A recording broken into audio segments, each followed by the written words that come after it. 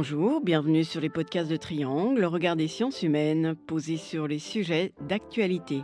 Dans ce deuxième podcast consacré aux animaux, nous allons tenter de comprendre s'il existe une place plus favorable qu'une autre lorsqu'on est un animal et nous expliquerons également l'impact du contexte économique, politique et social sur les animaux de compagnie. Pour cela, nous sommes toujours en compagnie de Jérôme Michalon, chargé de recherche, CNRS. Bonjour Jérôme. Bonjour Carole. En matière d'animal, certains animaux bénéficient-ils d'une place plus favorable que d'autres?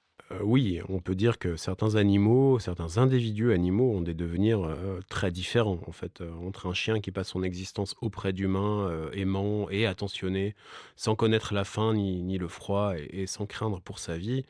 Quand vous comparez ça avec un poulet qui est entassé dans un hangar sans lumière, où le seul horizon, finalement, c'est d'être engraissé rapidement et d'être abattu, très vite. Là, on a des conditions, qui sont absolument pas, comparables, hein, voilà et là, je parle que des animaux domestiques, hein, pas des animaux sauvages.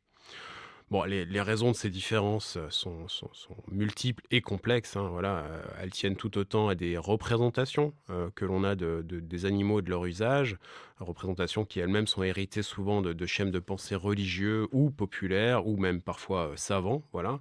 Mais également, qui sont tributaires des conditions de vie et des conditions de travail des humains, des choix économiques et politiques, donc c'est extrêmement, multifactoriel. Et ce qui est intéressant, c'est pour rebondir un peu sur la question initiale, c'est que ce qui varie aussi, c'est, la définition même de ce que serait une place favorable pour l'animal. Et comment la définiriez-vous de ce fait?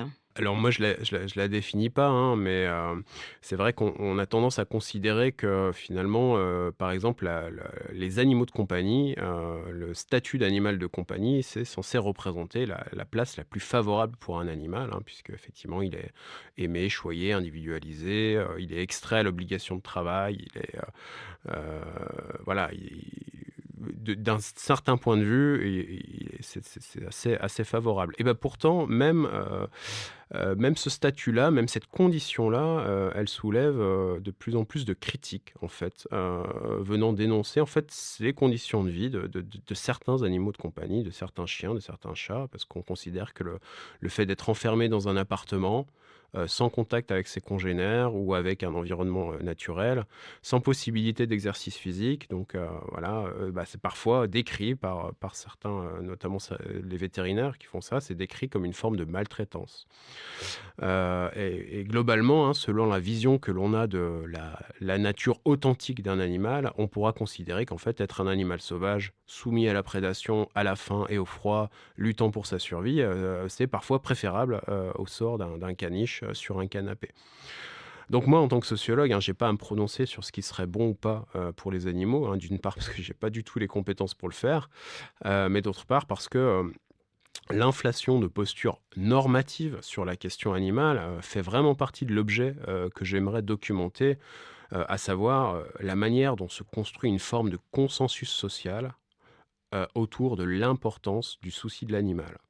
Et pour étudier ça, il est difficile d'être, à la fois observateur et acteur. Revenons aux animaux de compagnie. Le contexte économique et social actuel peut-il modifier la place des animaux? Et si oui, comment? Alors la possession d'animaux de compagnie, elle peut pas être déconnectée du contexte économique et social, c'est sûr. Initialement, la pratique du «pet keeping», entre guillemets, hein, concernait les aristocrates, britanniques en l'occurrence, puis s'est diffusée, au 19e siècle vers la bourgeoisie. Et bref, c'est à l'origine une affaire de personnes qui ont du temps libre et des moyens économiques importants, hein, très clairement. Alors au XXe siècle, on assiste à une forme de démocratisation de la possession d'animaux de compagnie en direction des classes moyennes. Donc on ne peut pas déconnecter cette évolution des avancées sociales, qui ont eu lieu, hein, notamment les congés payés, la réduction du temps de travail, la hausse, toute relative, hein, des salaires, etc. Donc sans ça, il y aurait sans doute pas eu le temps de loisir dédié à l'entretien d'un animal qui n'a pas d'utilité, directe, hein, voilà, qui n'a pas d'utilité productive, notamment. Et donc il y aurait pas eu de marché pour les animaux de compagnie. Et ça, je pense que vraiment, c'est important de souligner à quel point l'industrie pour l'alimentation, des animaux de compagnie a eu un impact énorme sur l'augmentation du taux de possession et aussi sur sa légitimité sociale.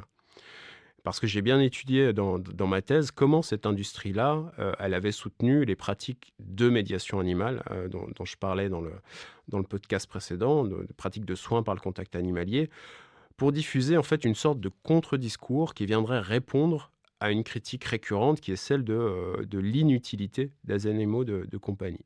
Donc en gros, finalement, la relation de soins aux animaux, qui est souvent qualifiée d'excessive, de narcissique, voire de misanthrope, avec la figure en fait du propriétaire de chien un peu replié sur lui-même, qui préfère la compagnie de son caniche à celle de ses congénères.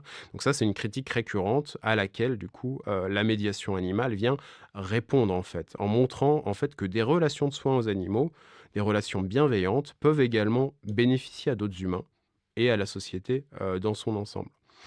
Et c'est pour ça que je défends l'idée que pour comprendre ce qu'est un animal de compagnie, d'un point de vue sociologique, c'est important d'intégrer la critique dont la relation affective et personnalisée à certains animaux fait l'objet depuis pratiquement ses débuts et aujourd'hui encore. Et de ce point de vue, le contexte n'a pas tant changé, puisque des journalistes me sollicitent toujours régulièrement pour commenter la hausse des dépenses pour les animaux de compagnie, avec une commande implicite, hein.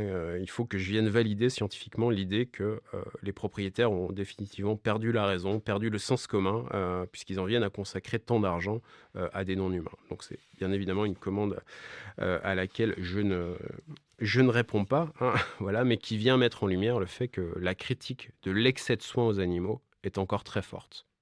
Et vous, Jérôme, possédez-vous un animal? Oui, alors j'ai une chatte, mais je ne sais pas si je la possède réellement, hein, voilà, elle serait pas d'accord avec, avec cette idée, je pense.